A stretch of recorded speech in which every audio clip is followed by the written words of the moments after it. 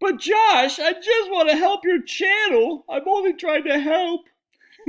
So I posted this on my community tab because some silly lady uh, posted a comment on a video I did, and I said, I'm just trying to keep my audience happy. I'm just trying to help them. This lady said, you seem to have good info to share, but I find it difficult to stick with the video when the first 2 minutes are irrelevant crap.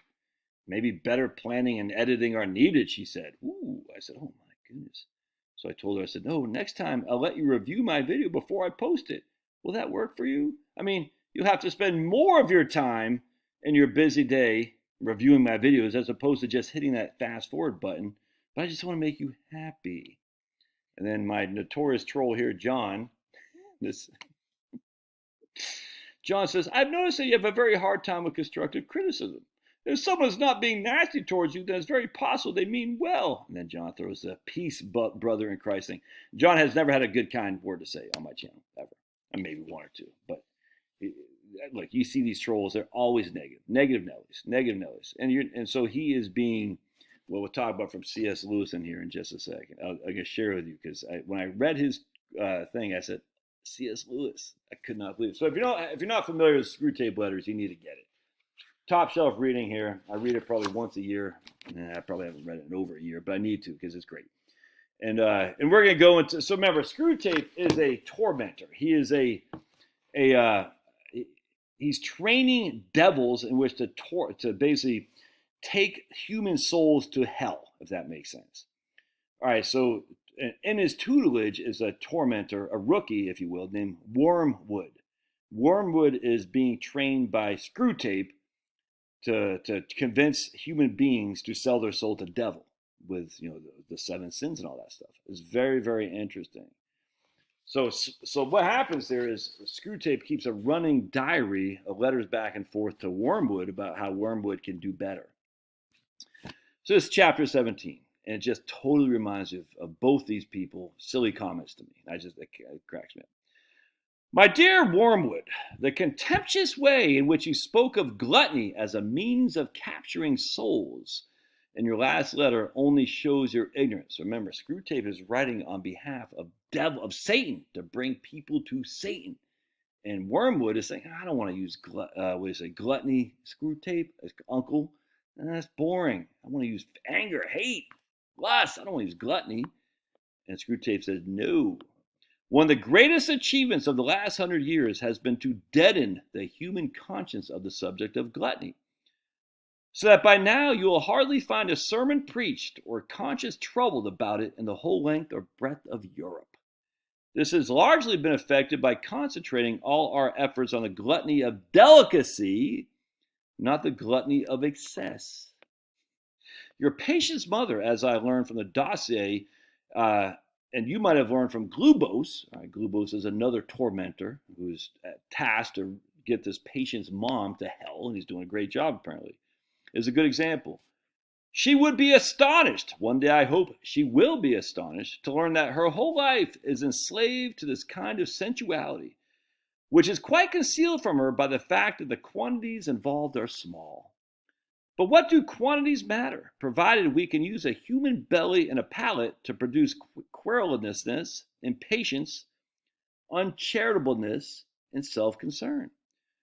Glubos, again the devil, another devil. They call him their lord down below or something like that. I forgot what they call it. But there's main Satan, and Satan has his underlings, Screwtape and Glubos being one, and they are Screwtape is training Wormwood. All right, so that's what's happening here. So he's watching out Wormwood as he's trying to get this guy to hell. Glubos has his old woman well in hand. She's a positive terror to hostesses and servants alike. She is always turning for what has been offered her to say with a demure little sigh and smile, oh, please, please, all I want is a cup of tea. Weak but not too weak, and the teeniest, weeniest bit of really crisp toast. You see, because what she wants is smaller and less costly than what has been set before her, she never recognizes as gluttony her determination to get what she wants, however troublesome it may be to others. At the very moment of indulging her appetite, she believes she's practicing temperance because she's not eating everything on her plate. She just wants a teensy bit of toast. In a crowded restaurant, she gives a little scream at the plate in which some overworked waitress has set before her and says, "Oh, that's far too much. Take it away and bring me about a quarter of it," she says, thinking she's engaging in temperance, not gluttony. If challenged, she would say she's doing this to avoid waste, but in reality she does it because a particular shade of delicacy to which we have enslaved her is offended by the sight of more food than what she happens to want. The real value of the quiet, unobtrusive work in which Globos is doing, using gluttony, and has been doing for years on this old woman, can be gauged by the way in which her belly now dominates her whole life. The woman is what we may now be called the all I want state of mind. She's in an all I want state of mind.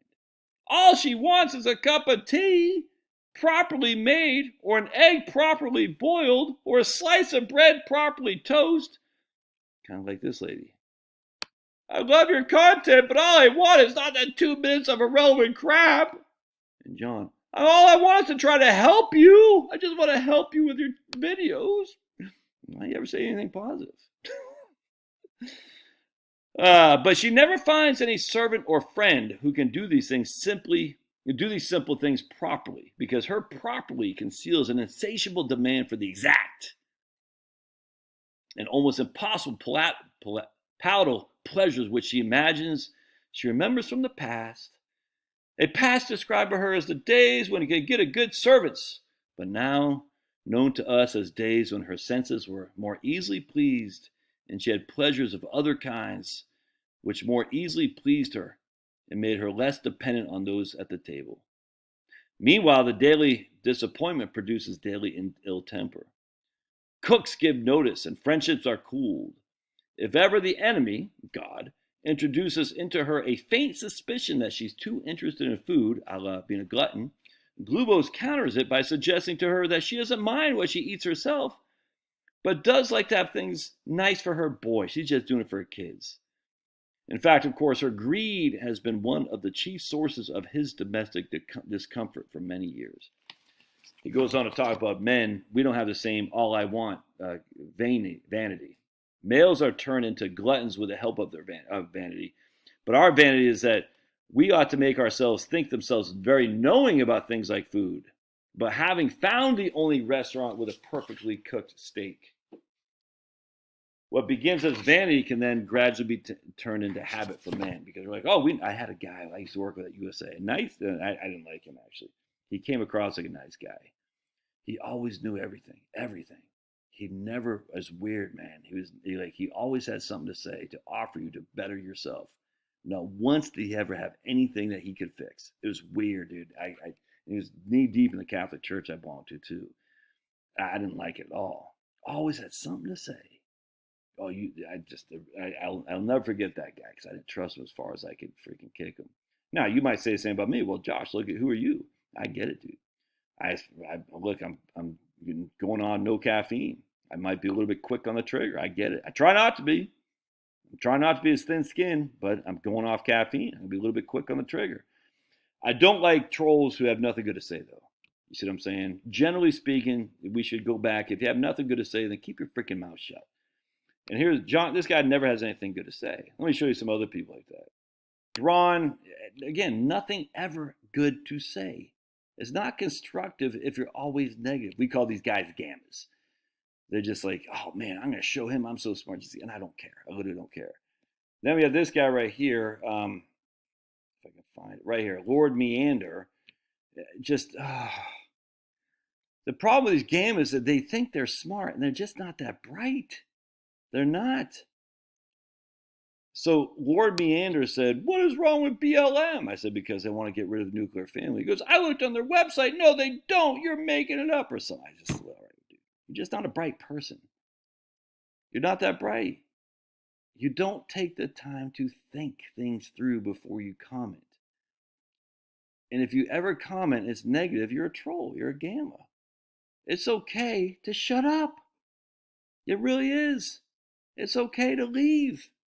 It's like someone said on He said, this isn't the airport. You don't have to announce you're leaving. Just leave. I don't care. But the idea is, I'm just trying to help you so you can't take constructive criticism because you have nothing positive to say. Ever. Ever. So frustrating. And that is a sign of gluttony.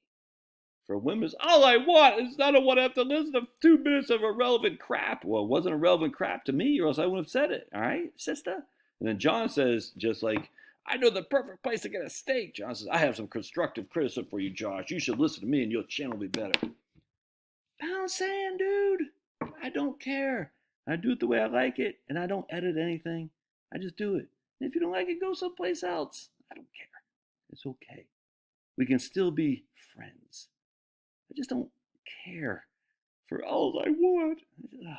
It's so first world problem. It's like, I want those 2 minutes back. We'll see you.